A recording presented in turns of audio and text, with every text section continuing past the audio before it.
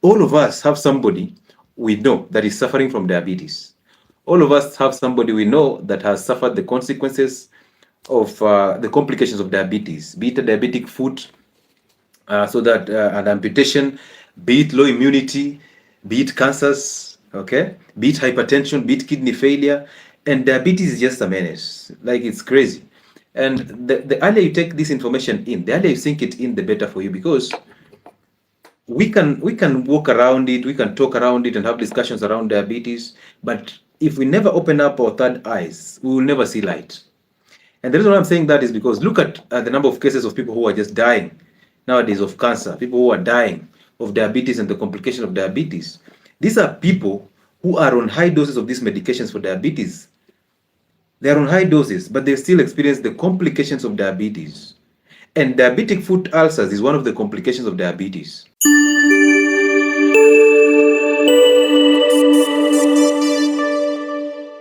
I was reading about the history of amputations and history of surgeries, and it got so interesting because I saw this that diabetes, not diabetes, that surgeries and amputations actually started with the Neanderthal man. Okay, those guys who were sharp in the brains and all that, but they lived in these valleys and all that. And during those periods, amputation was actually a punishment. So when you steal, they chop off your hand. And I believe those laws still operate up to now in some countries, that when you steal, they chop off your hand. And then when you're lazy, they chop off your leg. So there were rituals and there were traditional practices that used to just maintain law and order, so that you chop off your leg when you're lazy, so that men do not become lazy in the society. Okay? And you become the providers, the ultimate providers. So if you're not doing anything, they chop off your leg. But the interesting part about this time was that when they chop off that leg, of course, you might bleed to death, and they want to prevent you from bleeding to death. So what do? They chop off your leg and then they dip it in seed oils. I. Listen to that. Like they chop your leg or your hand, and then they're boiling the seed oils. And then they dip your foot inside that boiling seed oil so that they can arrest bleeding. Hey! Hey, hata kama ni punishment. Eh? So you, instead of just Neanderthal, they had brains, but the brains are not helping as such. So yeah, they dip the legs or the amputated arm into the seed oil so that they arrest bleeding. And then, of course, after that, there came the father of medicine, who was called Hippocrates, of course. And all of us who have gone through a medical school have taken that oath, the Hippocratic oath. Unfortunately, we have taken the Hippocratic oath that defends our patients, that defends the clients, but we never honor that oath. Immediately after graduation, you've raised your hand, you've taken that oath, and it's done. That is the end of it. But the oath talks about autonomy. The oath talks about justice. Justice. I repeat, justice. Justice to who? To the client. It talks about confidentiality. And it talks about doing everything for the sake of the client, who is our patient. But look at us growing ego, arguing on hospital beds who is better. We have a client here we're trying to look after, but we are arguing on hospital beds who is better between an MO and a pharmacist, who is better between a nurse, a registered and an enrolled nurse, who is better between a clinical officer and whoever. In hospital, it's always chaos. It's always the ego.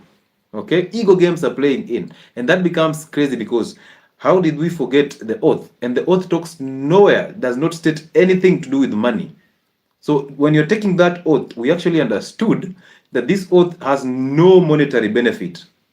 All of us take oaths, but after that oath, we put that Bible down and then we go back to being ourselves.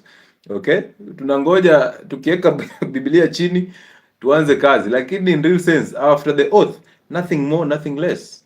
We still go back to the same systems that we do. Okay? So ego comes in and we miss the point totally. And now listen to this. After this, after the Neanderthal man who was dipping the amputated feet in seed oils, we moved to Hippocrates. And Hippocrates came up with a very good idea that if somebody has a gangrenous foot, when I say gangrene, I mean it's actually rotting. So there was low supply of oxygen, low supply of nutrients towards the foot, and then the foot started getting got ischemic. Ischemic means no oxygen. and then it started to rot. So when you're getting that gangrenous foot, we cut it off so that we cut you off from the infections that are coming in with the gangrenous foot. That was a brilliant idea, right? But Hippocrates also went another route. So as we are chopping off that gangrenous foot or arm, we will only cut off the part that is actually rotting or the part that's actually gangrenous. But after cutting it down, we will soak that leg in hot water.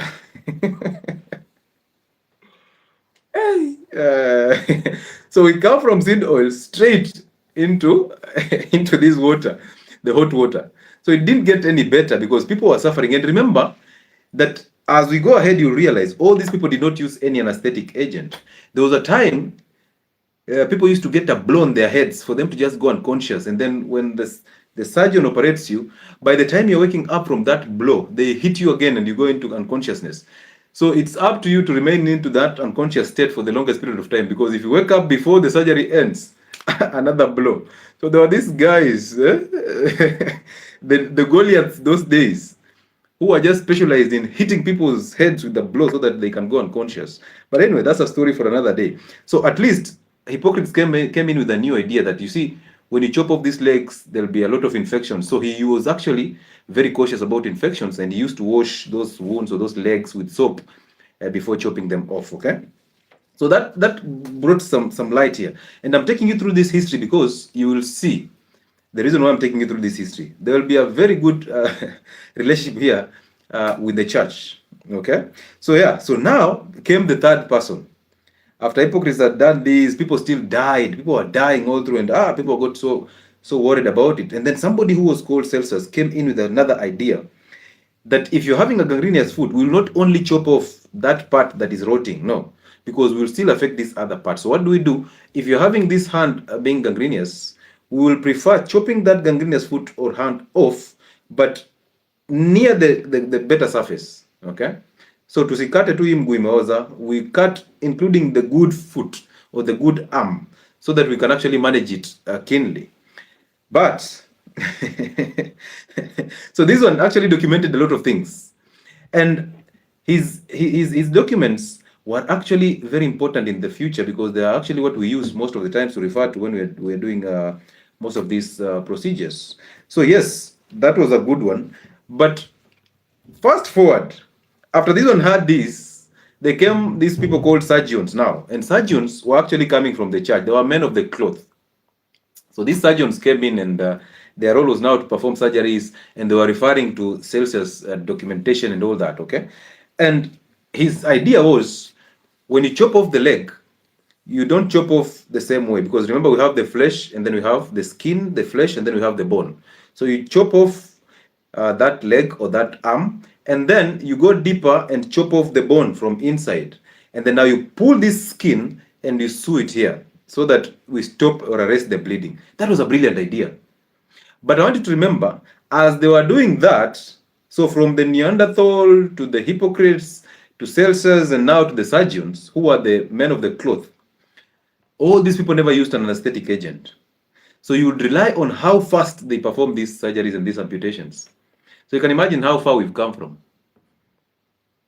From this one, then we headed to being beaten, the blows on the heads to just go. And then now we have the modern medicine that is actually having a lot of advancements in terms of preventing diseases. We have theaters that are actually sterile, and you cannot find any microorganisms in the theaters. They sterilize the equipment. They use anesthetic agents, so there's no pain. And again, they use medications like antibiotics and painkillers after the surgery so that you don't get infections, and also you don't get the pain. So we have come a long way. And yes, these amputations in diabetic foot are okay as long as the benefits outweigh the effects, the side effects, right? So yes, when you've gotten yourself to this level, it's just like dialysis. When you've messed up your kidneys so much to an extent that you don't have an option, and then of course dialysis comes in handy, and then of course amputation comes in handy. But you know very well, I have never advocated for amputations and all that. Why? Because I know you can fix yourself, you can actually prevent yourself from getting to the amputated foot or to the diabetic foot ulcers. And as I talked about this, you will get to realize that this is so interesting. It will make sense because We can only reverse diabetes if we want to reverse the complication of diabetes, because diabetic foot is actually a complication of diabetes. So the only option we have is to reverse the diabetes, and then now concurrently we'll reverse the diabetic foot. But most people want the shortcuts. Most people want the shortcuts in losing weight. Most people want the shortcuts in leading healthy. Most people want the shortcuts in everything in life, including making money. Okay? Most people even want shortcuts in religion. You want somebody to read the Bible for you and then, or the Quran for you, and then interpret it in his own understanding to you when you have a brain. That's what I'm talking about. I'm talking about people. I'm actually trying to inspire people who understand what they are doing. People who will actually challenge the healthcare systems. People who will not just walk into the healthcare systems blindly. No, people who have a rough idea of what they're going to do in a hospital, and this will actually empower them to be better people. You don't have to fear your doctor. You need to ask questions, because this amputation is going to harm you. The effects are not going to go to the doctor. They're going to go to you directly. Okay? Diabetes medications, as you take them, the side effects are not going to go to the doctor. It is you who is going to suffer the consequences of diabetic treatment. So when you tell me my gyna, my doctor, my diabetologist, I'm like, you are a better person on your own in that kitchen. And I told you that identity and actually truth is very rare in healthcare. Truth is very rare in healthcare. So the moment you start loading that, you start understanding that those people you trust with your own life are actually going to exploit you so much, because they sell you the fear. Once you buy the fear, they start exploiting you deeply. They don't care about you, they care about finances.